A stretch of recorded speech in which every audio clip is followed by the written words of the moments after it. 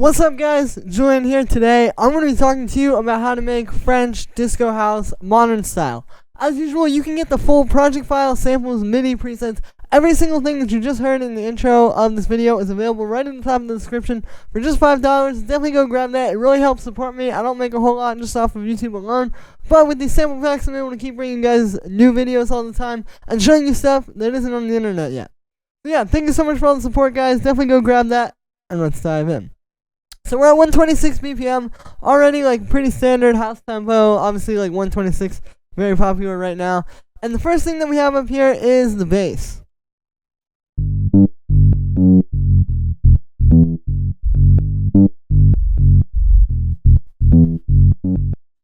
Now, this bass line, what I wanted to do with this is kind of show you guys how you can make that like kind of live sounding bass. It's obviously very popular in these style of tracks, you know, but without having like an actual bass guitar, because that can kind of be a little bit hard to mix with this style of house. Like if you try to play a bass guitar and then put it with like this type of a kick, it's not always going to blend the easiest. There's going to be a lot of work there to kind of get it to be fat enough. So what we're doing instead is we're using a synth bass, but just very much trying to make it sound live. And that comes from two things. That comes from the notes that you're playing,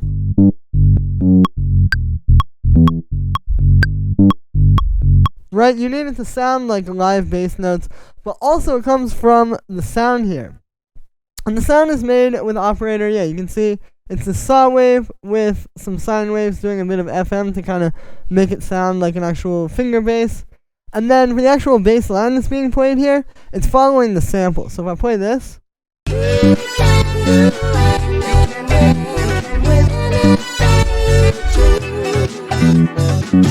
I listened to the bass from the sample and tried to make it sound like that. And that's really the key that you want to aim for here. So what we do here is I'm listening to the sample, and if I take off this high pass,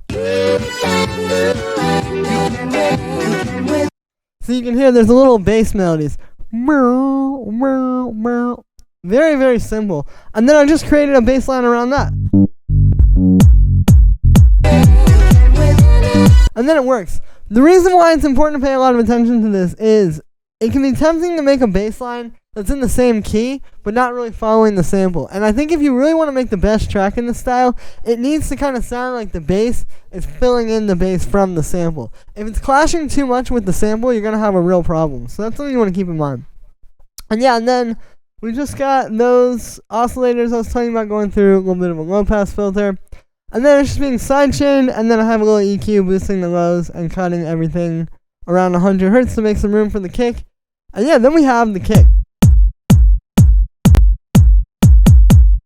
You know, pretty standard, sort of like modern tech housey type of kick. You really need a fat kick. Like, it really needs to be the best possible kick you can find. And you don't need to process it too much either. You can see there's no processing on this. It's just a fat kick playing loud enough that you don't need to go and add a bunch of compression and saturation. And then we also have like that part right there, the all those little double kicks. There's also this, like how we kind of in the build up you get like doom.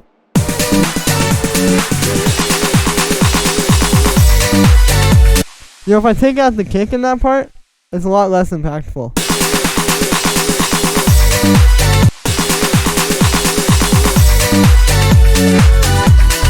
So it's a really subtle thing, and that's also working together with this high pass filter up here. You can see this comes on in the break, and then what's happening is the bass is like disappearing, and then when we get to that part it goes doom, doom, doom, and it comes back. It's a simple arrangement trick, but it's going to make that really smack when the drop hits. And yeah, then we have the sample.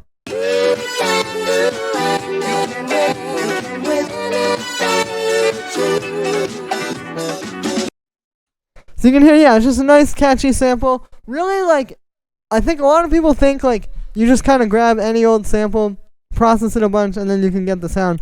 But really what's happening here is, you know, this is already just a really good sample. Like, it's got a really catchy vocal to it, nice instruments going on. It's all like there already.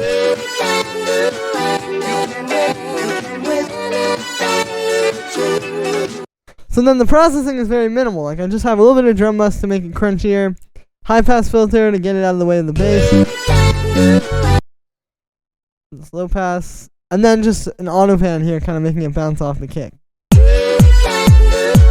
So again, very simple stuff there because it's just a good sample, and you want to spend more time looking for a really good quality sample than you do like sitting there tweaking it, thinking like if you put 3 compressors and a reverb on it, then it's gonna sound good.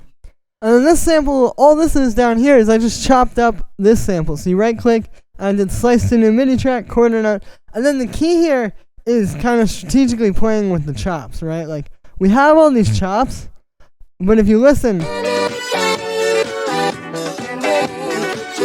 I tried to keep it sounding pretty natural. Like even though it does get a little bit choppy, you know, over here, like it's completely different chops from completely different parts of the sample, but you can hear they work really well in a sequence. And that's the key here. I think if you really want that classic kind of French house sample chop sound, it's working with what's already there in the sample, not chopping it too far into oblivion, because like, you know, if you want, you can do like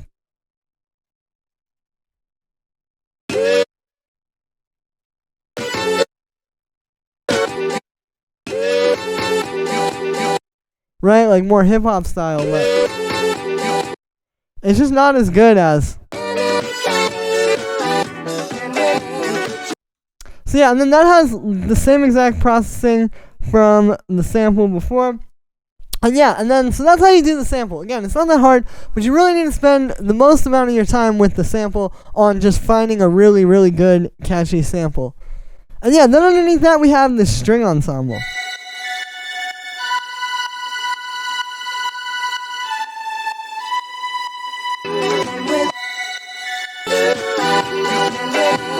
And you can hear what's happening is these are essentially like adding to what's already happening in the sample, right? Like you have all those horns and different stuff happening.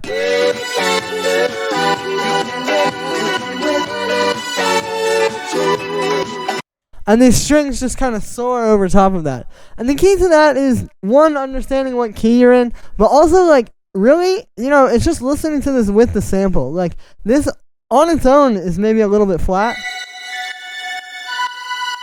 Right? Like it might sound a little bit odd, but it's because these are just, it's only playing 2 notes at a time, and it's always 2 notes that are interacting really well with what's happening in the sample.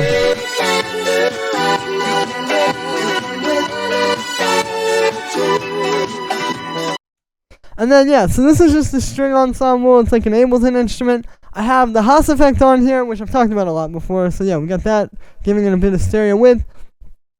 A little auto pan to make it sound like it's sidechained to the kick, a high pass filter, and then that's it for the strings. That's another one of those ones that like it's really not about like too much crazy processing. The processing is just to make it fit in the mix, but if you're playing good notes and it's catchy, you know, the notes will do all the work for you. And then we have the percussion.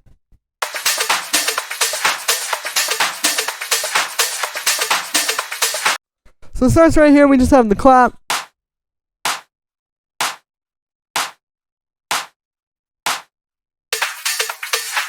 We have like some live loops to kind of give it a more organic feel to the drums.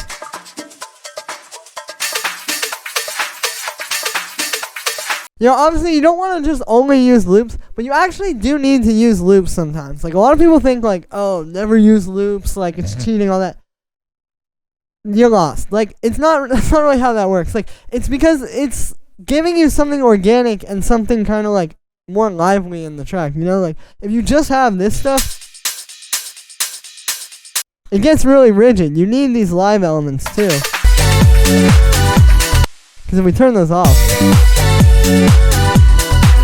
it's just too sterile. So yeah, we got those. Then we have the hi-hats. So it starts with this, the main hi-hat. So we have like a bright one, and then one that's just going, and then you put them together and you get one really fat hi-hat. And then I also have this one, just going. Plus we have these two kind of like texture layers. We have this ride, just going like that. But then we also have this hi-hat just going, just kind of adding a steady groove. And then we just have a high-pass filter on the group there, and then you can ignore that.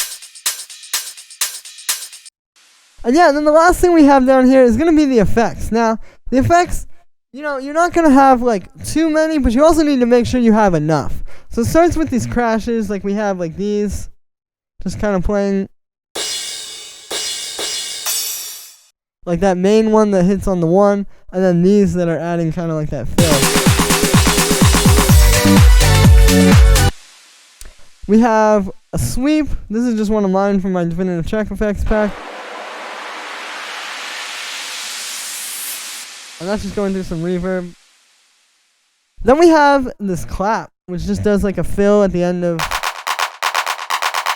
like that. So that's just a clap with a bit of echo, and then it's playing like some pretty energetic notes. And that works really well with the snare here, which is just like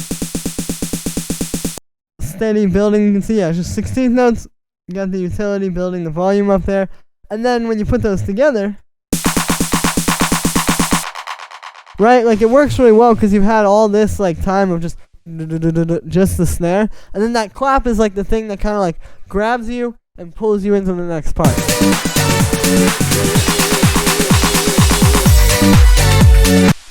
And then it smacks. And yeah, so then I talked about the snare a little bit. Again, it's just a like 909 type build snare. You can see I shortened it a little bit, and then we're just using the utility to build the volume up. You also get that over here. And yeah, so that's gonna be it for this one, guys. I hope you enjoyed. As always, make sure to like this video as well as subscribe, and let me know what you think of this video in the comments. Like I said in the beginning, you can get the full project file, samples, MIDI, presets, literally every single thing from this track and from this video is available at the top of the description. Definitely go grab that. It's just $5, but it's really going to help support me and keep me going into the future, so I can keep bringing you guys new videos about stuff that is not out there on the internet yet, and showing you how to make the best tracks you've ever made. Thank you very much for all the support, guys. Every sale really helps, plus every like and subscribe really helps as well. Yeah, thanks guys, and I will see you tomorrow with another video.